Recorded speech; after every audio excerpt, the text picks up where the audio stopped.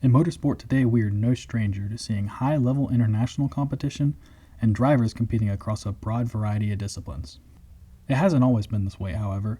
Different disciplines and regions often kept to themselves, aside from a one-off race for an F1 driver at Le Mans or a NASCAR driver at the Indy 500. This is a story of these two worlds colliding, resulting in quite a shocking result both then and now.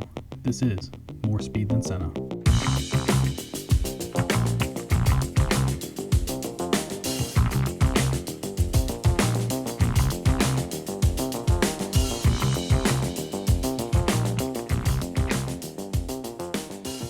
Ayrton Senna is considered by many motorsport enthusiasts to be one of, if not the best, Formula One drivers of all time. Starting his career at the top level of motorsport in 1984, he'd score 3 podiums and a 9th place points finish in the less than stellar Toleman car. In 1985 through 87, he scored 3 wins apiece with the Lotus team and finished a career high of 3rd in the championship standings in 1987. The 1988 season was when the magic finally started to happen. Regardless of how talented a driver is, they need a car capable of winning week in and week out to make a real effort to the championship. Senna would easily prove that he was the guy to beat at McLaren, winning the World Championship in 1988, 1990, and 1991, with a 2nd place in 1989 for good measure. During this stretch, Senna won a whopping 27 races out of 64 total, resulting in an unheard of 42% winning percentage. To get even more mind-bogglingly unreal, during those 4 years he had a grand total of 44 poles and an average starting place of 1.53, an absolutely unheard of stat, even today where parity in F1 is at its rarest. Halfway around the world and back in time a few years, we find ourselves in Riverside, California for the opening round of the 1980 NASCAR Winston Cup season, the Winston Western 500. Stealing the show here are your typical NASCAR standouts Darrell Waltrip, Dale Earnhardt, and Richard Petty.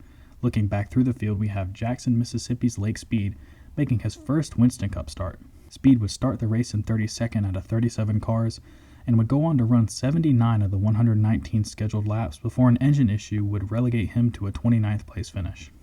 After 2 failed attempts to qualify for races in 1979, this event would be the first of 402 total Winston Cup starts for Lake Speed over his 20-year career. Speed's career wouldn't feature as many high moments as it probably should have. He'd have a total of 10 races he'd fail to qualify for, on top of a 20.9 career average finish. His NASCAR career wasn't all doom and gloom, however, as he would manage a total of 75 top 10s, 16 top 5s, all culminating in a single career win in the 1988 season, the Trans-South 500 at the difficult Darlington Raceway. This would be the site of a rare and dominant NASCAR performance for Speed, who would start 8th and lead 178 of the 367 laps en route to a shattering 18.8 second margin of victory, leaving just Speed and 2 other drivers on the lead lap. Speed would never see victory lane in NASCAR again, and struggled for much of the future as he hopped between teams, including a car that he owned for the remainder of his career.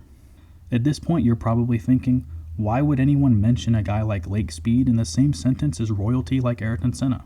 What might seem to be a rather insignificant racing career in Lake Speed, he got started in one of the most unique ways possible.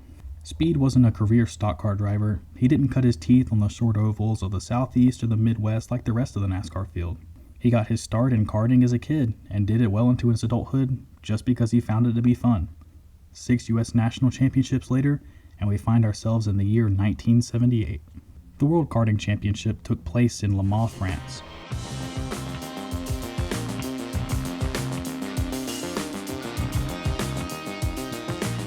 No, not that Le Mans circuit. This Le Mans circuit.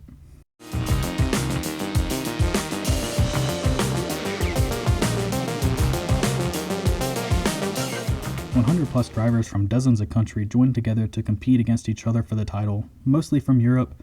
Alongside them, 2 champions of their respective regions and unlikely competitors, Mississippi's Lake Speed and a kid from Sao Paulo, Brazil, Ayrton Senna. Prior to the event, they were nothing but an afterthought, as no non-European driver had ever won the World Karting Championship. This didn't matter though, as Speed would get the best of Senna and a plethora of other drivers to take home the 1978 crown. He'd become the first and currently the only American champion in the World Karting Championships. After the title, Lake Speed elected to retire from full-time karting and make the move to NASCAR to achieve more notoriety in motorsport. Senna would continue to race in the karting championships until 1982, while simultaneously making the jump to single-seater racing in the form of the Formula Ford Championship, which he would win in his first season, before graduating in the 1980s to Formula Ford 2000, then the British Formula 3 Championship. In Formula 3, Senna would become the inaugural winner of the Macau Grand Prix, one of the toughest open-wheel races to finish, much less win. This would ultimately culminate in the chance to test for several Formula 1 teams in 1983, before joining the championship in 1984 with the Toleman team. Both Lake Speed and Ayrton Senna, despite competing against each other for such a brief period and having wildly different careers, both leave us asking one question: what if?